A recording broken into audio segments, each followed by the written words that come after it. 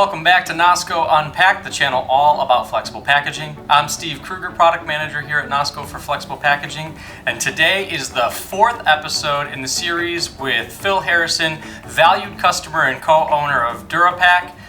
We are going to be talking today about proper pouch sizing.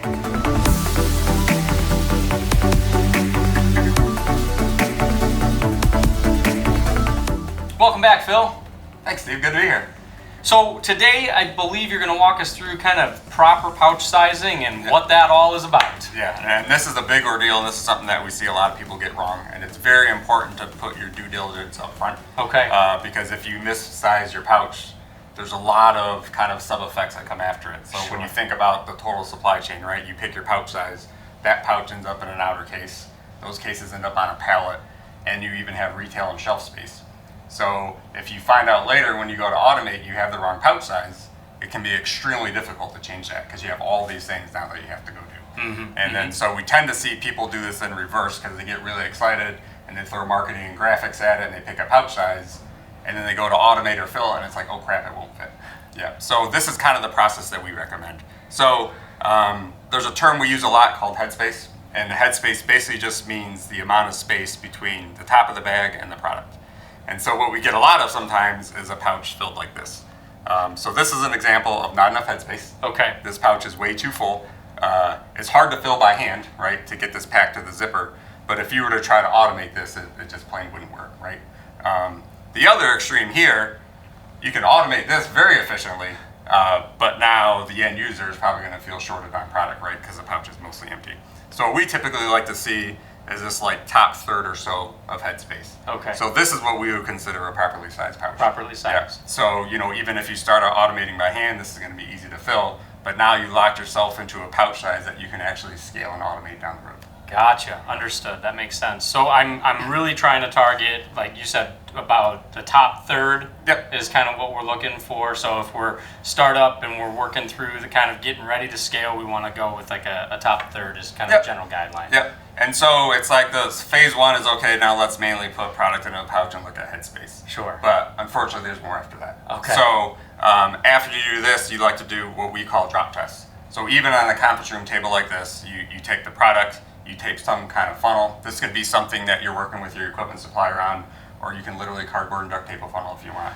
And you're gonna like put a funnel over an empty pouch and dump product into it and make sure it flows nicely into the pouch. Okay. And then once you do that a handful of times and product flows through and it doesn't get clogged, now you know that like your width and height proportions are good and your headspace is good. But there's still one more step before you start getting crazy in marketing. We then recommend work with your equipment supplier and get a bunch of plain, ideally clear pouches of that size and actually do that same test, but instead of on a conference room table hand dumping, actually run it on a piece of equipment. Okay. Because it's one thing to get 5 or 10 successes on a conference room table, but when you're talking about dozens or hundreds of thousands, you don't want to get that wrong. Exactly. Because then you get product all over the place, you get really, really high failure rates, it gets very expensive, right? So this is something that we highly recommend. And while we have a granular product here, another thing that you have to think about is if you have irregular size product like this. Gotcha. So the size product, we're talking granule versus irregular. Yeah. Okay. Yeah. So if you look at this, for instance, there's plenty of headspace here. But the problem is this is an irregular, long-shaped piece.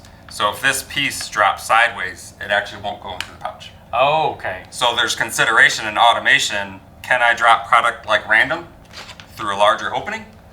Or do I need to orient the product to get into it? Okay. And orienting product often is not a cheap, easy thing to do in automation. Sure. So this is another conversation to be had.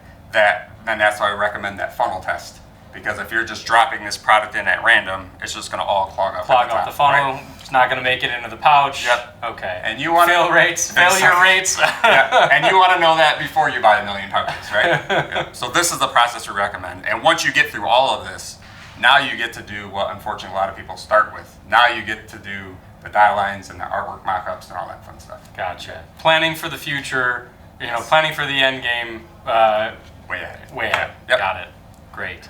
Well, that was a great explanation. Really appreciate the summary on kind of the steps you would take. And it sounds like, if you're getting into this space, really to work with a trusted partner to kind of develop that process, help walk you through that process is kind of the best approach. Yeah, and the cool thing is you could literally do all of this, or you could like call Dura-Pack. We do all of it for you. Sure. Yeah. Oh, excellent. Yeah. So that sounds like something we'll have to put a resource out there for our viewers. Yeah. Phil, thanks so much for that explanation on pouch sizing. Really appreciate it. I think the content was great and super helpful for us as we're working on getting, scaling up our products into flexible materials.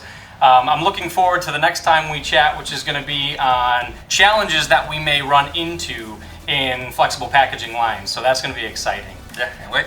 So go ahead and like and subscribe down below to keep engaged with us for the next video. This is Nosco Unpacked, flexible packaging made easy. See you next time.